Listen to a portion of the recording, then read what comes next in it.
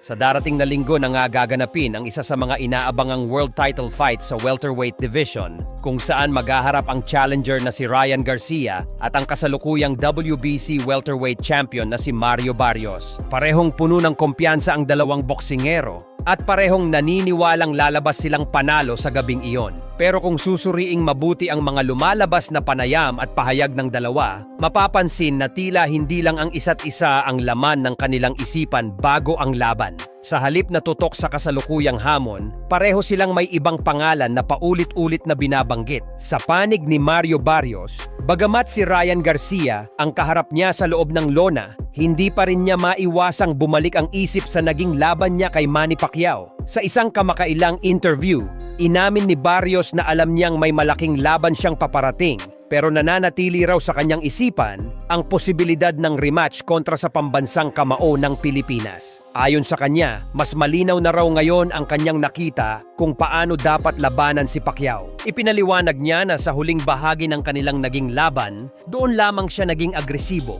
at doon niya raw naramdaman na nagsimula siyang makabawi sa scorecards. Nang umatras at mag-ingat umano si Pacquiao, doon niya nakita ang butas at doon din nagsimulang bumigat ang laban para sa veteranong kampeon. Aminado si Barrios na malaking pagsisisi para sa kanya ang sobrang respeto na ipinakita niya kay Pacquiao sa unang mga round. Ayon sa kanya, kung mas maaga sana siyang naging agresibo at nakipagbakbakan, maaaring iba ang naging resulta ng laban. Ngunit nag-ingat daw siya dahil ramdam pa rin niya ang lakas ng mga suntok ni Pacquiao sa kabila ng edad nitong 46. Sa bandang huli lamang siya sumugal dahil alam niyang siya ay natatalo na sa puntos.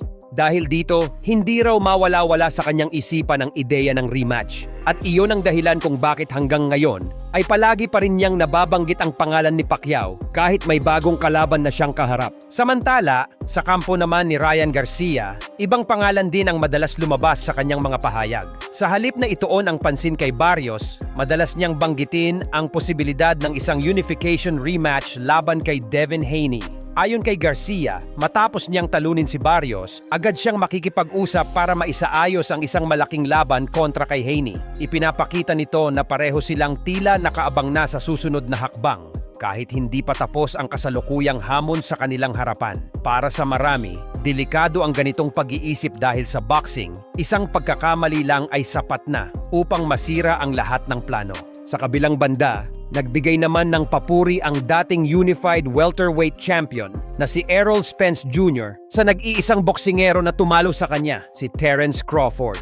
Ayon kay Spence, saludo siya sa naging desisyon ni Crawford na tumigil o umatras sa boxing habang nasa tuktok pa ng kanyang karera. Para kay Spence, napakabihira ng ganitong desisyon dahil maraming boksingero ang nabubulag ng kasikatan at paniniwalang wala nang makakatalo sa kanila. Dahil dito, maraming alamat ng boxing ang nauuwi sa pagre-retiro na wasak na ang katawan at laos na ang pangalan. Ipinaliwanag ni Spence na kadalasan, hindi humihinto ang mga champion hanggat hindi sila napipinsala ng husto o nadadaanan ng matinding knockout. Kaya para sa kanya, kahanga-hanga ang ginawa ni Crawford na kusang umatras matapos makuha ang lahat ng maaaring makuha sa boxing.